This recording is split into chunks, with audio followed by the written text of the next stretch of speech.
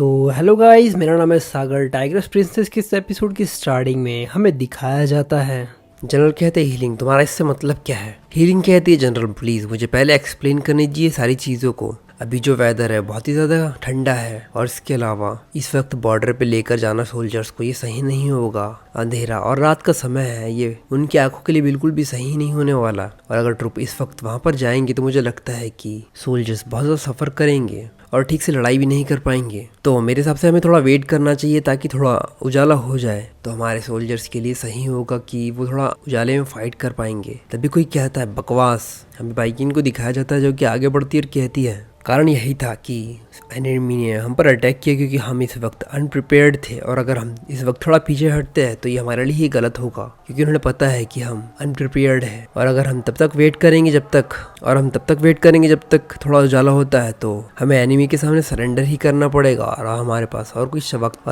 कोई चारा नहीं बचने वाला। फीलिंग कहती है इसके अलावा जो हमारी योंग सिटी की फ्रंट लाइन है वो बहुत ज़्यादा कॉम्प्लेक्स है। मुझे नहीं लगता है कि एनिमी इतने जल्दी अंदर आ पाएंगे। बाइकिंग इस तरीके से खुद को बेवकूफ़ बनाना बंद करो। जनरल कहते हैं बहुत हुआ हीलिंग, तुम काफ़ी लंबे समय से आर्मी के साथ में हो लेकिन तुम अभी तक भी चीज़ों को समझ नहीं पाई हो। अभी सिचुएशन जिस तरीके से चल रही है बाइकिंग ही नहीं सही कह रही है। अगर हम एनिमी को ज़्यादा टाइम देते हैं तो वो और भी अंदर आते जाएंगे। और इसके अलावा तुम एक डॉक्टर हो तो यहीं पर रहो और सोल्जर्स को हील करने के बारे में सोचो। हीलिंग कहती है लेकिन जनरल अगर इस तरीके से हम हमारे सोल्जर्स को सामने भेजते हैं तो इस तरीके से तो हम एनिमी के उस जाल में फंसते ही जाएंगे और कुछ नहीं होगा। पहले ये हो सकता है कि हम डिस्कस करें बैटल प्लान को और उसके बाद हम फाइटिंग करने के बारे में सोचे। जनरल उसकी तरफ देखते कहते हैं मुझे ये सब कुछ याद दिलाने की ज़रूरत नहीं है, मेरे पास पहले से ही प्लान है। तो तुम्हारे पास क्या कोई और सवाल बचे हुए हैं? हीलिंग कहती नहीं मेरे पास और कोई सवाल नहीं बचे हैं।